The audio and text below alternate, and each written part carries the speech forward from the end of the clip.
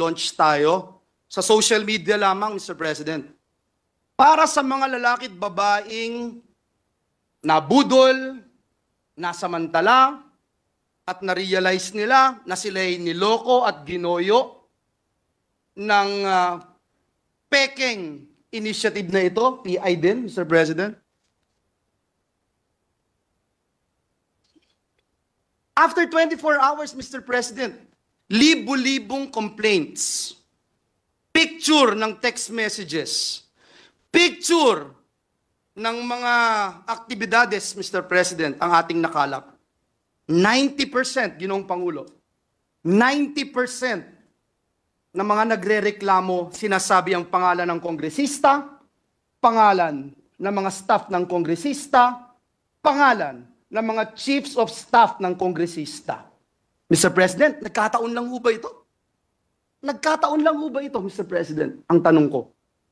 Sa tingin niyo po, Ginoong Pangulo, kayo po na nagsabi na meron din po kayong nakausap na ilang kongresista. Meron din po ako. Alam niyo, Ginoong Pangulo, napakasakit po para sa akin magsalita ng ganito dahil galing po tayo sa House of Representatives. Kayo, Ginoong Pangulo, Senator Risa, Senator Sani, Senator JB, Senator Win, Senator Mark, lahat po tayo galing ng House of Representatives. Ako po, Ginoong Pangulo, wala akong Joel Villanueva kung walang House of Representatives. Lahat po ng natutunan ko, paano ako makakapag-contribute for nation building, natutunan ko sa House of Representatives. Kaya masakit po sa akin, Ginoong Pangulo, ang makita 90% ng reklamo, House of Representatives. Nagkataon ho ba ito, Ginoong Pangulo? Magsasalita na po ako, yung alam ko ho, personal, hindi lang yung sinumbong sa akin na sinasabi kong 90%. Sa aking lalawigan, ito yung pinakamasakit. Lalawigang tinubuan ko, Mr. President. 20 taon mahigit ang hinintay bago nagkaroon ng representante ang dakilang lalawigan ng Bulacan dito sa bulwagang ito. Tapos may ganito, Mr. President.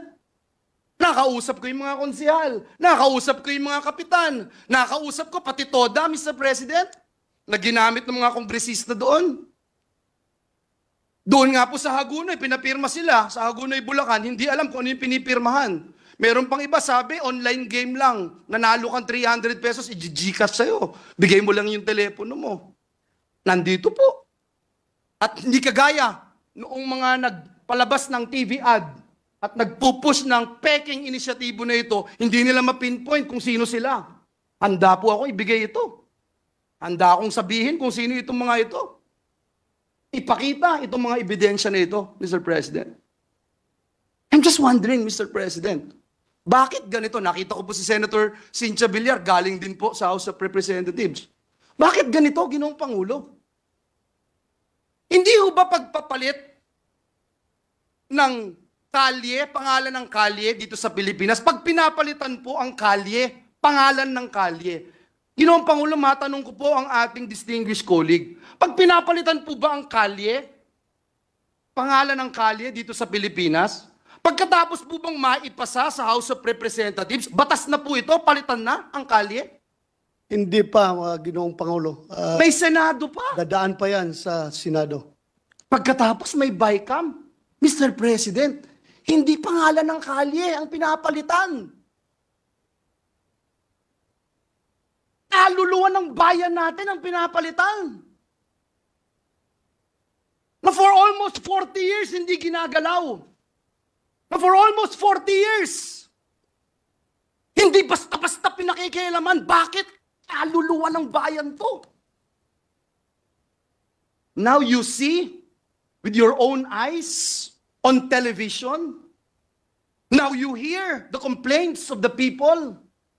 And I will use and borrow the words of Senator Bato de la Rosa, yung mga nagdarahop, yung mga naghihikahos,